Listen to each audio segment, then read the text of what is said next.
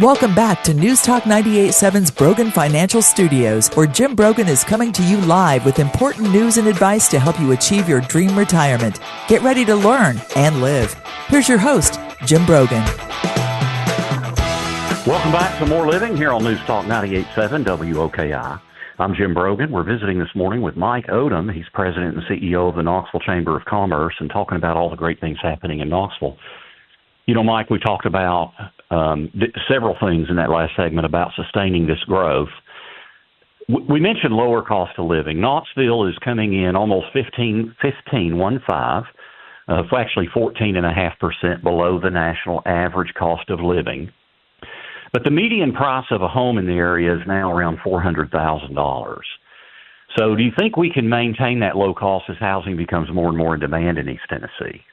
I say yes, simply because the same thing is happening in most of the country right now, which is not a positive, to be honest with you, Jim. This is not unique to Knoxville or East Tennessee, is it? No, not at all. And coming out of the 07-08 housing crisis, we as a country and individual communities, obviously, did not think forward, like we talked about in the last segment, that says, hey, okay, we know there is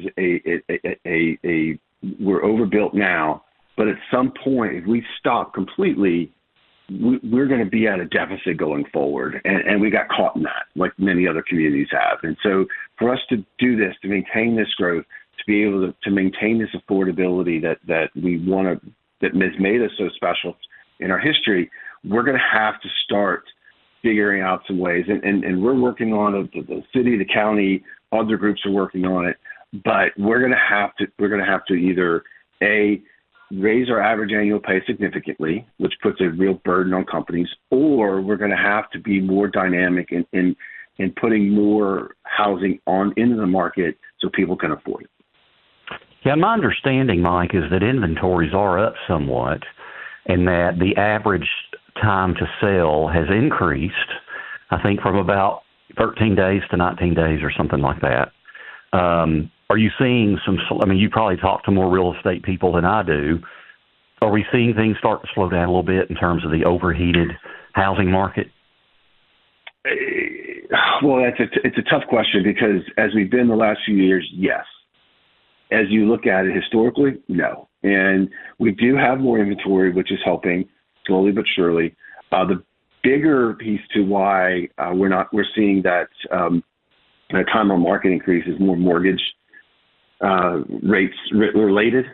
As those have increased, it's harder for people, or maybe it's also people saying, hey, I bought my house in 17, 18. I had this low rate. It really doesn't make a lot of sense for me to move into when I'm going to have a rate that to be double, triple, whatever, what I got back during those times. So there's a lot of dynamics in the market right now that are causing that.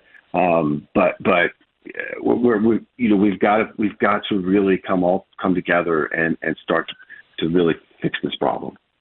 Yeah, and you mentioned earlier that our fastest growing segment in terms of age demographic is 55 plus. As you say, for a young homeowner, if they're going to move up in their house, a lot of times they're having a hard time pulling the trigger because they're still going to have a mortgage. But a lot of people here are moving out of state, and they're paying cash for their homes. And if you're paying cash for your home, then it can make more sense. Do you think that's one of the phenomenon, or do you think it's more, in terms of the 55 and up demographic, or do you think it's more the beauty of East Tennessee, the climate, or is it just kind of all of the above? I would think that all of the above, but mainly when you see the out-of-state people coming in, and to your say they have significant equity coming out of other states, which allows them to forego a traditional mortgage or go straight cash. What we have seen is it's been in the upper demographics at 55 plus. So we're not seeing a 35-year-old come in here and do that. And there's kind of a timeline, and if you look at housing, where you're in school, so you're living in an apartment, you get a job, so maybe you have an apartment instead of 4 roommates, you have 1 roommate, then you get married and you buy a starter home and so on and so forth. And what's happening is these newer people coming in, typically they're in that 55 plus age group. And just so you know, Jim, the growth that we've seen since 2019 in the 55 plus, it has outpaced what we've seen in what is the 0 to 24 and 25-54 demographic groups combined. So we're seeing older people more. Oh, absolutely. Absolutely. And with all due respect to that age group, and I'm a couple of years away from hitting that age group, is, again, as I said earlier, those are people who fill jobs, who have kids. I mean, in that 25 to 54. And if we're in that older age group, we're not going to be able to do that. We're seeing that from our employers now. They're telling us that locally we don't have people looking for jobs because these are people either at retirement or on the cusp of retirement. So all of this is playing into an issue such as the housing market. Yeah, and I just hit, in transparency, Mike, I just hit that demographic last August. So I will, as of next month, I will be 56. So I moved from one demographic to the next. So believe me, I know how that is.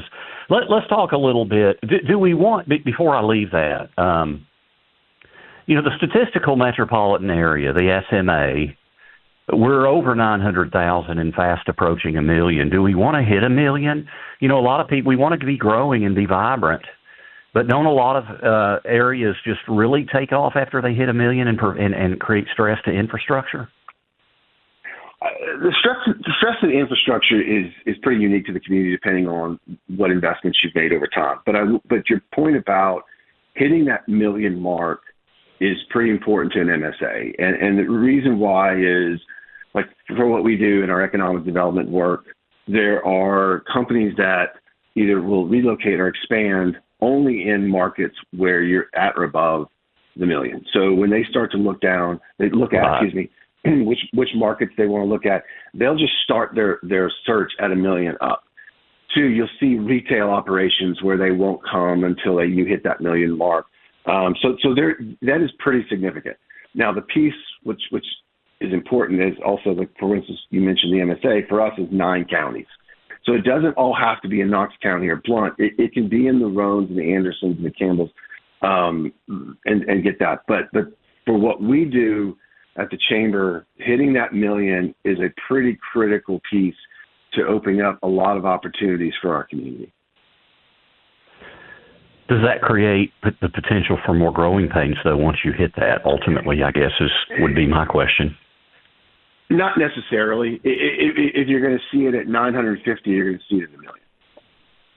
So there's really no magic sauce from an infrastructure perspective in that particular point. But excuse me. But if you go from 900,000 to 1.2 million in 2 years, absolutely, we're going to see some growth problems with that. Where are we seeing the biggest growth in Knox County itself? And then if we expand to the entire SMA, where are you seeing a lot of growth? From a population standpoint? Yes. Yes. So West Knox County, West Knoxville, the city itself, that's where the vast majority of growth is coming. We're seeing some really nice growth when it comes to North Knoxville, North Knox County. In terms of Fountain City, Halls, those areas, we think that with Greenheck Group, which is the big HVAC and air handling manufacturer that's going to go out at Midway Business Park, is going to start some growth in East Knox County. That's where we really need to focus as a community. Is that part is from Strawberry Plains out to the county line. We've got to get the infrastructure there. Most of it is going to be wastewater. We need to get the wastewater over there because you're going to see possibly 2,000 new jobs at Greenheck being created over the next decade. And so we're going to need the housing. We're going to need retail. We're going to need parks and all the things that we have in other parts of our community. So while you're seeing the vast amount of growth in the West, East is our biggest opportunity going forward. That's a great point. And that Straw Plains area out to the county line, I mean, it's beautiful out there. What a great opportunity, for economic expansion, I would think. Absolutely. Now, we mentioned I'm sorry, go ahead, Mike. No, I was just saying, absolutely. You're 100% correct. We talk about infrastructure. Overcrowding on roadways are a common complaint for many local commuters. So what are some of the opportunities and projects that the Chamber is involved with that are addressing especially roadways and overcrowding? Well, I will say this as an aside. We kind of laugh. Coming from the Austin area, which has traffic worse than Nashville, that's traffic congestion. What we have here is coming from where? Compared the Austin area. Yeah. Coming from Round. And so I kind of laughed to myself. I was like, well, this isn't traffic congestion. But we also understand for the Knoxville community, this is much different than we've had over our history. So there's a couple areas that we're really focused on when it comes to trying to end that traffic congestion, and most of it's at the state level. And so one, we've really been there's an analysis going on for the community, for the region, to at 40, 81, 75, looking at, hey, what do we need to do here? That was on the books to be happening 5 years from now. We've really been pushing, and thanks to the help of Senator Massey, got that accelerated out near the Farragut area, going toward the Watt Road, the way station for the way stations that are over there. We need to get rid of those. We need to use a digital system that a lot of communities have. We've got to work on our interior roads because we things like light controls, things of ensuring that we have turn lanes when new housing gets stuck, things like that. So we're kind of going at it in a very multi approach to try to make sure that we're addressing each of these areas that causes traffic congestion. We're visiting with Mike Odom. He's president and CEO of the Knoxville Chamber of Commerce. Mike, let's talk a little bit about your mission statement. I want you to give me your perspective on this. The mission statement for the Knoxville Chamber is a prosperous, progressive economy forged from a heritage of innovation. Can you talk a little bit about that? Because I know in our next segment, I do want to get into the 2030 protocol. Sure. So the reason we exist is to ensure that every person within the Knoxville MSA is economically prosperous. So that if they have the opportunity that if they want to buy a home, they can buy a home. If they want to send their kids to college, they can send their kids to college. If they can want to retire at an age which they can enjoy, they have the ability to do so. And so as long as there are people within our community who don't have that opportunity, we're going to keep fighting for them. And so our job is to ensure that we have the right jobs, we have the right community, we have the right opportunities to give everyone the ability to be economically prosperous in their lives. That's why we're here. Absolutely. That's Mike Odom. But the emphasis on innovation in particular is interesting to me. Of course, we've got so much innovation in the Oak Ridge Corridor and the partnerships with ORNL and with the University of Tennessee. When we come back and visit more with Mike, I do want to dive into some of those opportunities in terms of the industries that we're seeing a lot of growth. So stay with us. We'll also talk about the 2030 protocol. How might AI affect our economic expansion and affect jobs? So stay with us. This is More Living here on News Talk 98.7 WOKI. You're tuned in to More Living with Jim Brogan, broadcast live from the Brogan Financial Studios at News Talk 98.7, where old-fashioned values, expert knowledge, and genuine understanding come together to give you the retirement straight talk you deserve. Jim's a former National Advisor of the Year recipient and a financial educator, and he's here today to talk about how you can live out the best years of your life. Jim and the Brogan Financial team have been helping retirees and pre-retirees across the Southeast for over 20 years in their pursuit of financial independence. You can reach them during the week at 865-862-6800. So sit back, relax, and get ready to learn, because More Living with Jim Brogan starts now. Hello, East Tennessee, and welcome to More Living with Jim Brogan, where it's all about living the best years of your life your way. This is News Talk 98.7 WOKI, and Knoxville is really reshaping its future. We have a dynamic mix of industries, a lower cost of living than the national median, and attractive business incentives. East Tennessee is absolutely the place to be, and Knoxville, again, hit the list for most desirable cities to live in. Our low cost of living, job market, and overall quality of life make this a destination for those of you who are in or near retirement. From raising a family to launching a business or enjoying retirement, Knoxville offers something for everyone. As a collective voice for the regional business community, the Knoxville Chamber of Commerce has transformed itself into a dynamic regional economic prosperity organization in support of its mission of driving regional economic prosperity. Since 2019, Mike Odom has been leading the Chamber as the president and CEO. Under his leadership, the Chamber has been executing on its 5-year strategic vision called Path to Prosperity, which is committed to developing an innovative economic ecosystem based on 6 work areas: business expansion, business attraction, business climate, entrepreneurship and small business, infrastructure, and talent. All great things to see our region grow and thrive. Good morning, Mike. Welcome back to More Living. It's great to have you. Oh, thank you, Jim. Good morning to you as well. Yes, sir. Now, Mike, you came to Knoxville as CEO and president of the Chamber in 2019, and prior to that, you were at the Chambers in Baton Rouge, Louisiana, and Round Rock, Texas. What drew you to East Tennessee? Oh, that's a great question. So my family and I were in Round Rock, which is a suburb of Austin, for 5 years, and it was a great community. And the team really down over there really did a great job of moving our initiatives forward. But my wife and I had a soon-to-be 7th grader, and we're thinking, hey, we've got probably one more move in us before he gets into high school and ultimately off to college. And so, where do we want to be that we really think we can make a difference? And so we identified 5 or 6 different communities.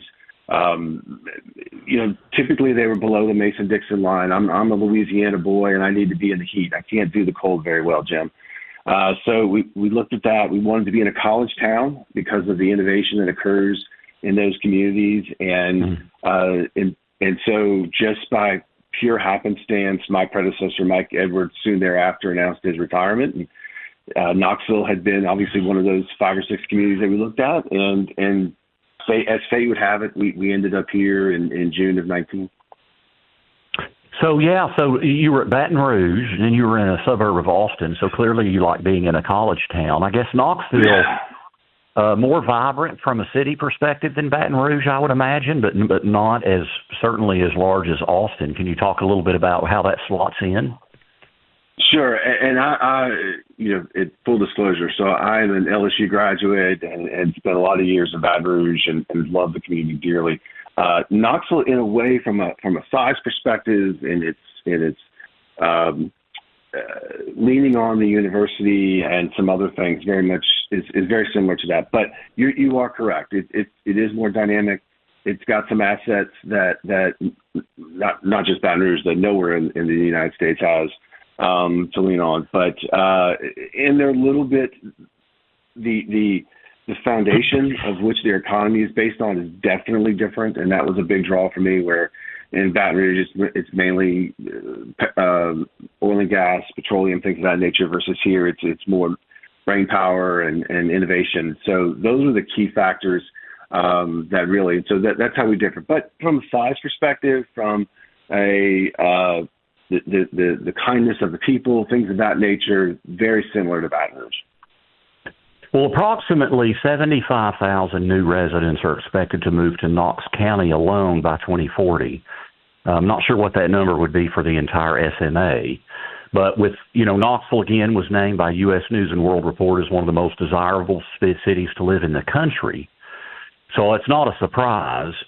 Talk about what you see, Mike, as the top 3 or 4 reasons people choose to move to East Tennessee. Well, Jim, you mentioned it in the intro leading into this. So what we're seeing is a significant influx of what we call the stable demographic, which is citizens 55 years old and up. And their main reasons for living here, one is the low cost of living. And part of that is the no state income tax, because many of them, while close to retirement, on that path to retirement, are still working. So the income tax piece of that is important. They like being close to the university. They like being close to outdoor activities. They like being close to, we're seeing a lot of people who have some kind of connection here, whether they grew up here, graduated from the university and then left and are coming back. And plus we are in close proximity to larger communities such as Nashville, Atlanta, Charlotte. And that seems to be attractive to them as well. Well, and in fact, Nashville, Chattanooga, and Johnson City are also up on that list, right, in terms of the numbers of people moving here and the vibrancy and all those things. They are. So Chattanooga has grown a little bit faster from a percentage standpoint than we have, and there's a couple factors for that. Nashville is booming, exploding. It really is exploding. And what's key for them, too, is the vast majority of their growth is what we call the growth demographic, which is the 25 to 54-year-old age group. That's your key to your economics. They fill jobs, they start companies, they buy homes, they have kids. And so that's really a big piece for them, is they're getting that key demographic, which is going to help them significantly in the next decade to 2 decades. Yeah, and I want to unpack that a little bit here in the next segment about the demographic moving here being a big set of 55 and up. But we are growing. I don't want to understate the significance of no state income tax, Mike. Last week, or a couple of weeks ago, I did a segment on that in my radio show, because it's not just earned income, it's unearned income, investment income, retirement account distribution, Social Security income. It's all those things. And, you look at high income tax states, I mean, it's a remarkable difference when you start eliminating an 8 or a 10 or a 12% state income tax. Oh, it's huge. And, if you're just doing basic money management and take that off the top, and then compound and everything else that goes along with it, it's a no-brainer. And really, we've done a very nice job as a state being able to leverage other pieces of that. Let's be honest, Jim, we still have to have revenues within our government to be able to do things, to build roads and fix potholes and do all the things that government is required to do. So to find that balance between being a no income tax state, and being able to have the revenues to be able to maintain normal services is a real special sauce that Tennessee has been able to do. It is. Well, I think a lot of that, too, is fiscal responsibility, how we spend the money. It's all those things are very, very important. Now, with growth can come challenges, as we know. Can our area sustain that kind of growth in terms of jobs, housing, and infrastructure? And we'll dive into each of those here in future segments, but, ultimately from a big picture, can we sustain that growth? Absolutely. If we're willing to think big into the future, if we're willing to say, hey, we're going to make investments now, knowing that this growth is coming. And so let's make the investments before it's too late, because one, typically and historically, it's less expensive overall. And two, it really allows you to ease into that growth versus what you see in places like Nashville and Austin, where the growth came upon them so quickly, they were not prepared for it and caused numerous issues that they're trying to fix now. We're visiting with Mike Odom. A lot of people listening may say, when we talk about low cost of living, they say, well, housing costs, it's creating quite a barrier to entry for younger folks today. So when we come back from our first break, I want to dive into that with Mike and talk about each of these things, jobs, housing, and infrastructure, to be able to support our economic growth. So stay with us. You're listening to More Living with Jim Brogan here on News Talk 98.7 WOKI. Welcome back to News Talk 98.7's Brogan Financial Studios, where Jim Brogan is coming to you live with important news and advice to help you achieve your dream retirement. Get ready to learn and live. Here's your host, Jim Brogan. This is More Living with Jim Brogan. Well, it's all about living the best years of your life your way. As you listen, we're with you every Saturday here on News Talk 98.7 WOKI. You can catch us 9 to 10 a.m. and again from 3 to 4 p.m. We also podcast all of our shows. You can go to BroganFinancial.com to stream all of our shows. We have them up available to stream every Tuesday afternoon, but we've got a bank of several years worth of shows. You can also go to your favorite podcast, Apple Podcast, Spotify, and you can podcast our shows there as well. Today we're visiting with Mike Odom. He is the president and CEO of the Chamber of Commerce, and we're talking about all of the great things going on in Knoxville, some of the challenges as well. Mike, when we talk about some of the challenges, even if we look at nationally, affordability of child care is really a challenge nationwide. Part of the regional legislative agenda is to address child care issues. Can you talk a little bit about the challenges working parents face and some of the solutions that the Chamber partners are working on? Absolutely. How much time do we have? Just kidding. So this is an issue. Historically, we and other business organizations have not typically worked on, and coming out of COVID, it hit us straight in the face and said, hey, we've really got to focus on this a lot more than we have in the past, and so we spent a lot of time on this, Jim, trying to create more opportunities for childcare. And so there's a couple areas that we've done. Now, one thing the state has done is they've been really focused on trying to increase the quality of childcare, which is great. No one would absolutely complain about that or say that thing about it. The flip side of that is what that caused is lessened the opportunity simply because people who maybe had programs that were not as high quality left the market. So you've got a number of issues there. You've got one, childcare in and of itself is very expensive as an industry to run. So the margins on it are very, very low. Two, you have to have very specific space. So obviously from a safety and keeping certain age groups of kids separated, those kind of things. And so those things make this even more complicated. So we've been working a lot on the policy side of this to help get entrepreneurs more interested in being able to do it and giving them opportunities. The YMCA of all organizations in our community of Knox County have done an amazing job of helping either creating childcare within their facilities or helping other organizations create childcare.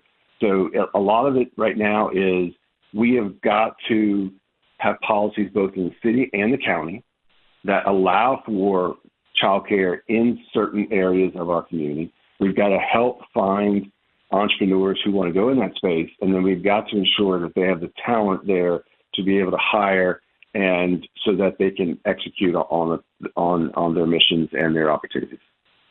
Well, hearing the layers of complexity and all the different things involved now, I know why you asked how much time we had to talk about that. Unfortunately, we don't, unfortunately, we do have other things we want to talk about too. Let's talk about 2030 protocol and the age of innovation and AI. It's interesting because in Knoxville and in East Tennessee, we don't see the types of economic cycles that many places or most places around the country do. And currently, our unemployment is down in the low 3%, and our inflation is lower than the national average. As we grow, many people are worried about how AI affects job opportunities and growth. Talk about Protocol 2030 and how that all fits in. So we've really become over the last 5 or 6 years a very data analytically driven organization. And in trying to ensure that we don't just focus on what's in front of us, but what's in the future. We talk to people all the time and said, we're not an organization that focuses just on 18 and 24 months in advance. We're focused on 18 and 24 years in advance. And about 4 years ago, we started noticing how the world was changing and that we're on the precipice of the next industrial revolution. So what's now called the digital age is going to end in the next 5 years, and what's going to take its place is what they're calling the imagination age. And you think about it in a way of saying, if you can imagine it, it could happen. And when we look at our economy and how our economy is built, we're not prepared for that. So you mentioned about how we don't see the dips when you have economic cycles like other places do, which is absolutely true. And the reason mainly is because the big three foundational operations of our community, the university, PVA, and ORNL, are all government focused. And so typically you do not see, government funding go away. The problem with that is if that's the biggest piece of your economy, you also don't see any highs. And so we did some work and we said, you know what, we are good economically, but when you look at everything we have, we should be great.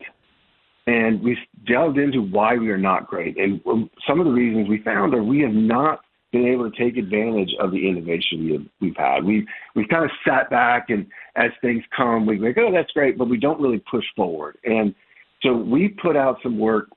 I said, look, if we want to be economically successful in this next industrial revolution, we're going to have to change. And we fully expected that we were just going to get crushed. That we did the economic equivalent of telling Knoxville that their kid was ugly. And so we thought, oh man, we're going to get crushed on this. And the opposite happened. People started coming to us and saying, you know what, when we look at this, you're right. What do we need to do? And so we created the 2030 protocol, which is a community-wide kind of set of things that we need to accomplish in order to take advantage of this. So we've got to have the right talent. We've got to have the right business plan. We've got to have the right infrastructure. So one of the things that we said is we have got to have the University of Tennessee double the size of their engineering-related enrollment by 2030. So essentially, we need them to go from 4,500 students enrolled in engineering-related programs to 9,500. So that's a huge different change for them. And to their credit, they said, not only should we do this, we have to do this. And they're doing that. Sure. And so when you talk about AI and automation, we have the potential in Knox County to lose 90,000 jobs because of AI and automation. So we've got to be prepared for the new jobs that are coming to take the place. And that's what the 2030 protocol is meant to do. Well, and you say the impending industrial revolution, which is your analogy, and I think that's very, very on point because, people are so up in arms about how many jobs are we going to lose through AI and automation. And it'd be naive to think we don't lose some, but I think, there's a great parallel between this and when we went from an agricultural to an industrial society. People just had to evolve their skill sets, right? I mean, I think today's worker has got to continue to evolve their skill set. And if they do that, then I think there's still going to be great opportunity. There will absolutely be those opportunities available. A lot of discussion right now is the layoffs that you're seeing by these global tech companies like Microsoft and Meta and Alphabet. But if you look at the flip side of that, is they're having significant hiring pushes at the same time. The difference is they're going from software developers and coders, which AI now can do on its own, to AI researchers and data analytics and things of that nature. And so we have, for instance, from a public education, a post-secondary education perspective, we've gone to these institutions and said, we need you to change how you're teaching these things. So it's no longer about just computer science. It's got to be about computer science related to AI and quantum computing and these things, because that's where the jobs are going to happen. And we're also going to our companies and say, you need to start preparing to reskill your workforce, because you're going to need the same number of people, but they're going to have to do different things. And if you wait till it's upon you, you're going to be behind and your competitor is going to be able to pass you. Absolutely agree with that. Let's talk about, I want to talk about small business attractiveness to East Tennessee, and then also want to talk about the resources you offer to the community. Small businesses account for about 99% of all businesses in the United States.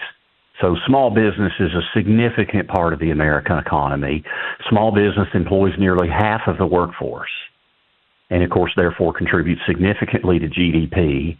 Talk about some of the ways the Chamber helps small businesses. So it's interesting. There are very few examples in our country where a large business, currently today a large business, didn't start as a small business when it got created. And so a lot of what we do is trying to focus not just on small businesses, but the businesses that want to be able to grow, want to be able to stabilize themselves. And so there's a significant amount of resources in our community. And a lot of what we've done is ensure we're not duplicating those efforts. But the biggest thing that we do is over the last 5 years, we have tremendously grown our outreach to individual businesses of any size. But to your point, the vast majority of them are going to be small, and say, how can we help you? What do you need? Is it, hey, I need to learn, I need to get better at financial advice. Let me point you over here. Or I need workforce. Okay, this is how we're helping workforce. Or I need infrastructure changes and working with the city or the county, whatever. So that's been the biggest piece of us is instead of waiting for those companies to come to us and say, hey, by the way, I have a problem, we're going to them and say, what are your problems? What are your hurdles to being able to grow your business, and how can we help you address those? Mike, what local businesses that are really expanding in their operations in East Tennessee?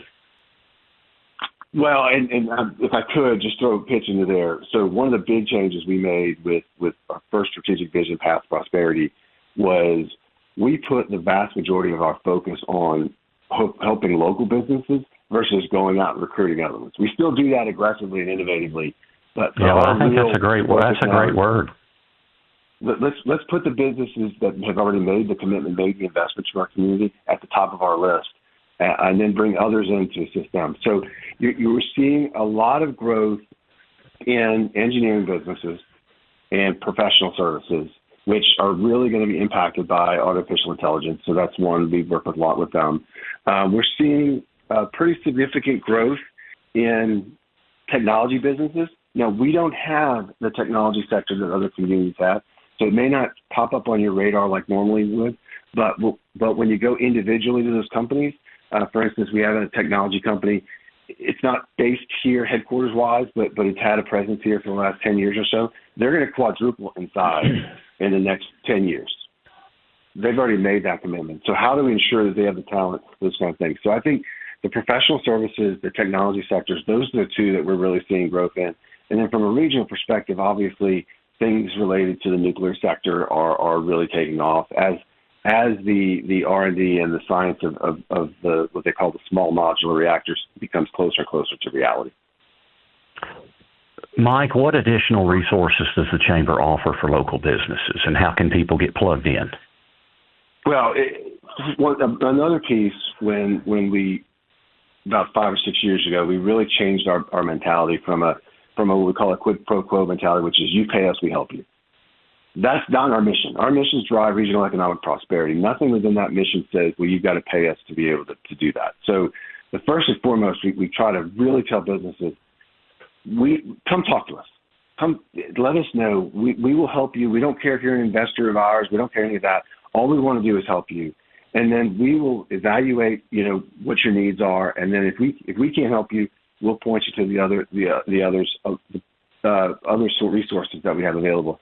Our big thing is areas that if it's a business climate issue, we can help you there. If it's a talent issue, if it's an infrastructure issue, those are the things. That's really where we can help small businesses, medium-sized businesses, large businesses be able to succeed. And what are the easiest ways for businesses to plug into that? Do we start online, and how do we get more involved with the Chamber? Yeah, start online at KnoxvilleChamber.com. You could call us. We'll point you in the right direction. Our website has a number of resources as well as the different areas that we focus on. So we're pretty accessible at the touch of a button. And finally, Mike, can you talk a little bit, like what is the Knoxville Chamber doing to help entrepreneurs and people who are thinking about becoming entrepreneurs? Well, I'm glad you asked that. So right now, there's a lot of initiatives that have been going on over entrepreneurship the last 5 or 6 years. Places like, for instance, Knoxville Entrepreneur Center and others have really focused on it. We've really been focused on the word that's used a lot in this discussion about innovation. And so we are saying, as a community, we don't have a regional innovation growth strategy. How do we really grow innovation on that front? And so we are focused on that right now. One of the big areas that for entrepreneurship specifically that we've been focused on is in the access to capital area, which is one of the biggest needs that entrepreneurs have. So that really is where we're focused right now is innovation as a whole and access to capital individually. Well, Mike, the Chamber is doing some really great things, but what a great opportunity to work with the Chamber and support such a vibrant, growing place of East Tennessee. But the future vision and the focus on the future is so critical to being able to still be that 10, 15, 20 years from now, even 5 years from now. So I certainly appreciate the focus of the Chamber and the leadership it's gotten over the last 6 years and the direction that we're headed and with the resources you provide. Thank you so much for taking time out of your busy schedule to be with us this morning. Well, Jim, thank you for the time and thank you for the kind words. Absolutely. That's Mike Odom. He's with the Knoxville Chamber of Commerce. Great to hear about all the wonderful things going on with the Chamber and in supporting the vibrant growth of East Tennessee. We're going to get to our last break. When we come back, we'll have our dollars and cents segment.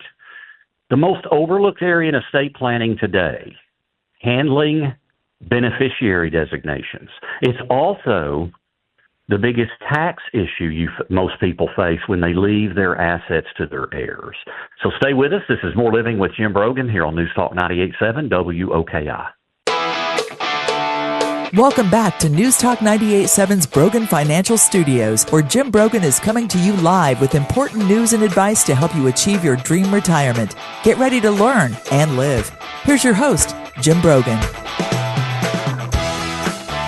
Welcome back. This is More Living, only on News Talk 98.7 WOKI. I want to thank again Mike Odom from the Knoxville Chamber for joining us to talk about the vibrant growth in East Tennessee. It is time for dollars and cents. Want to be sure you are getting the most out of your retirement? For all the years of your retirement? That's the primary goal of More Living with Jim Brogan and our Dollars and Cents segment, where we provide you with an important financial tip that will help positively impact the quality of your life in retirement. And now, here's Jim with this week's Dollars and Cents tip. Did you know that your will, if you have a will, does not control potentially some of your largest assets? Instead, those assets are governed in terms of how they pass at your death. They're governed by the beneficiary designation. And understanding beneficiary designations, to me, is probably the most overlooked area in estate planning today. I mean, you've got one issue, making sure who you want to get the money, get the assets, is going to get the assets, and they get them how you want them to get them. Because, see, whatever you put on your beneficiary designation supersedes whatever's in your will. So if your beneficiary designation says one thing and your will says something else, the beneficiary designation will govern. That means if you got a divorce 5 years ago and you changed your will, but you haven't changed your beneficiary designations, and you still have your ex-spouse, your now ex-spouse named as beneficiary, that person is going to receive that asset upon your death. Now, then the second thing you've got to understand with beneficiary designations is how it affects retirement accounts. Because retirement accounts, for many of us are our largest or second largest asset outside of our house. And that asset is governed by a beneficiary designation. And those assets have largely not been taxed for income tax.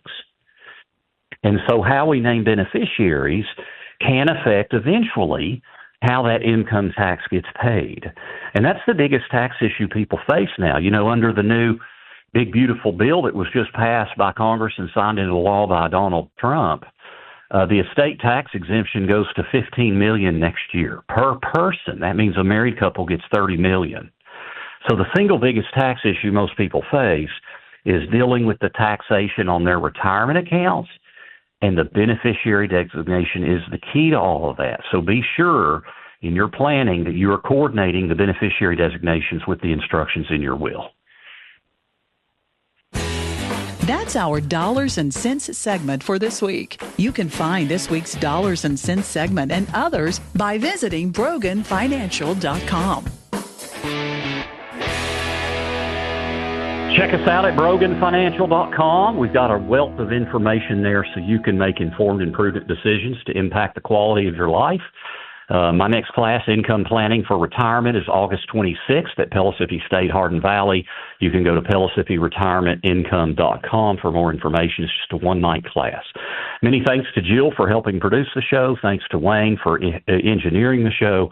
Thanks so much for tuning in this week. We've discussed a greater community because a greater community provides for more living, so you can live the best years of your life your way. Have a very, very blessed weekend. The views expressed by Jim Brogan and his guests are not that of Cumulus Media. Any discussion of financial, legal, and tax planning strategies is not intended to be individualized advice and is general in nature. Always consult with your advisor for advice specific to your needs. This program's content does not represent a recommendation of any particular security, strategy, or investment by Jim Brogan or Brogan Financial Incorporated.